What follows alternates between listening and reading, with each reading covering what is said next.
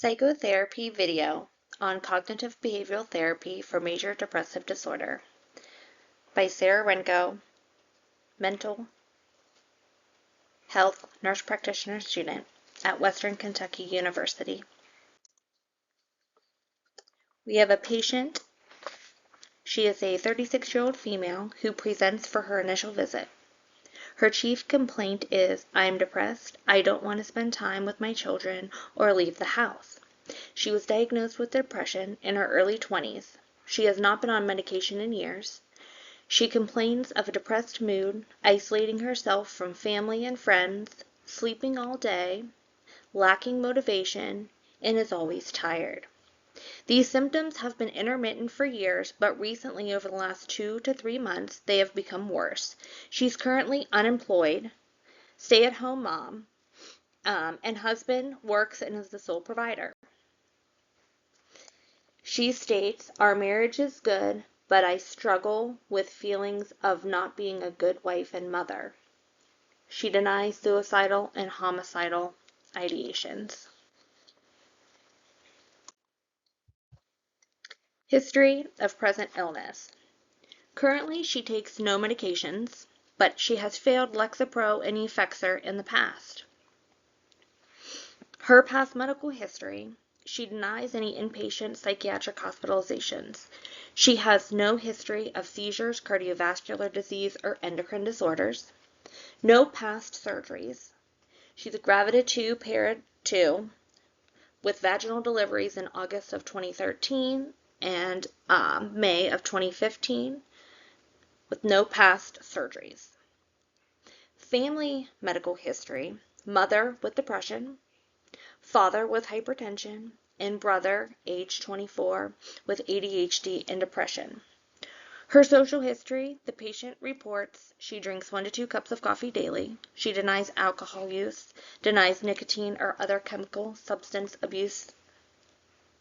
She has a normal appetite, and she states that she's sleeping 12 to 14 hours per day and is still fatigued all the time. The DSM-5 diagnostic analysis for recurrent major depressive disorder. Inclusion criteria was met. You have to have 5 or more symptoms that are present during the same 2-week period and represent a change from previous functioning. She reports loss of interest and pleasure in things, hypersomnia, fatigue, depressed mood daily, and feelings of self-worth.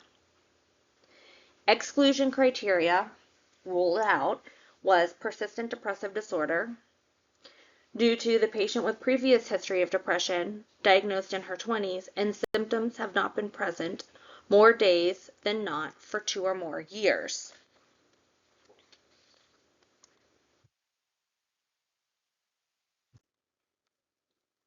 The psychotherapy treatment plan for cognitive behavioral therapy includes identifying the situation, whether external or internal, which leads to negative automatic thoughts.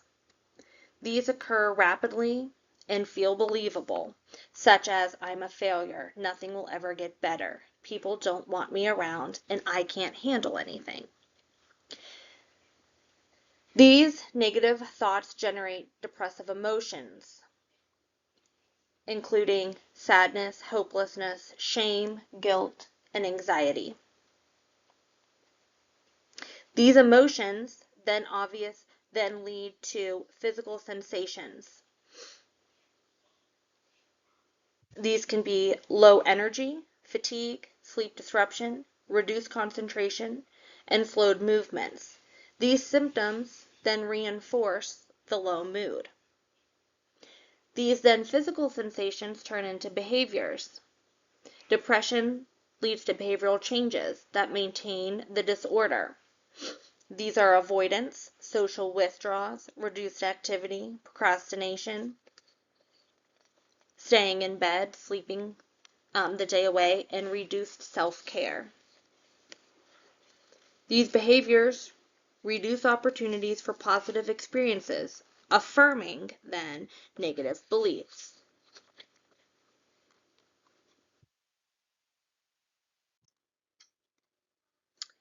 The theory model application. Cognitive behavioral therapy is founded on the principle that thoughts, emotions, and behaviors are interrelated and that maladaptive thinking patterns can create emotional distress and problematic behavior. In depression, CBT targets these issues by helping individuals identify, challenge, and change the negative, automatic thoughts and core beliefs that contribute to low mood and functional impairment. CBT is a highly evidence-based psychological treatment shown to be effective for a range of psychiatric conditions, including depression, anxiety, somatic form disorders, and substance abuse. Evidence also indicates that patients that were treated with CBD have lower relapse rates compared to those who only received pharmacological therapy alone.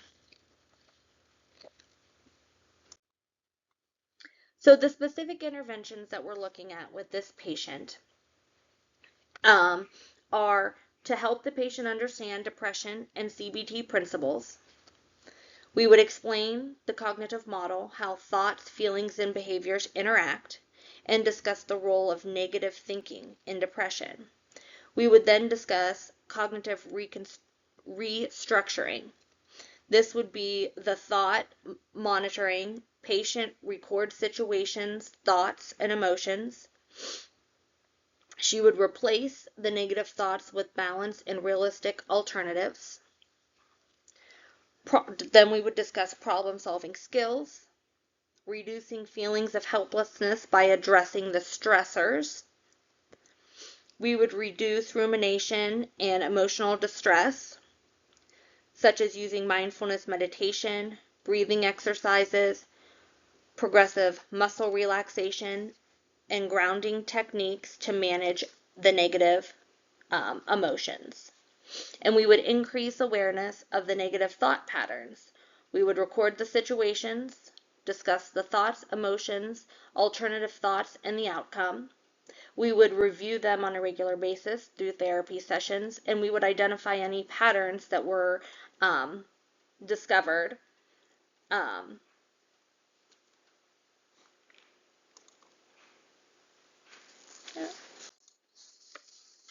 And the expected therapeutic outcomes of these interventions. For the psycho education, we would expect improved understanding of the depression and reduced self-blame and stigma. For the cognitive restructuring, we would want reduced negative automatic thoughts, a more balanced and realistic thinking process, and decreased feelings of hopelessness and guilt. For the problem-solving skills, we would want improved coping with life stressors, reduced feelings of helplessness, an increased sense of mastery and self-efficiency. For mindfulness and relaxation techniques, we would want to reduce the anxiety. We would want her to have improved emotional regulations, and enhanced stress tolerance and calmness. And for thoughts and cognitive diaries, we would want her to have an increased awareness in the cognitive patterns, a better recognition of triggers for negative moods, and the ability to challenge and reframe disoriented thinking.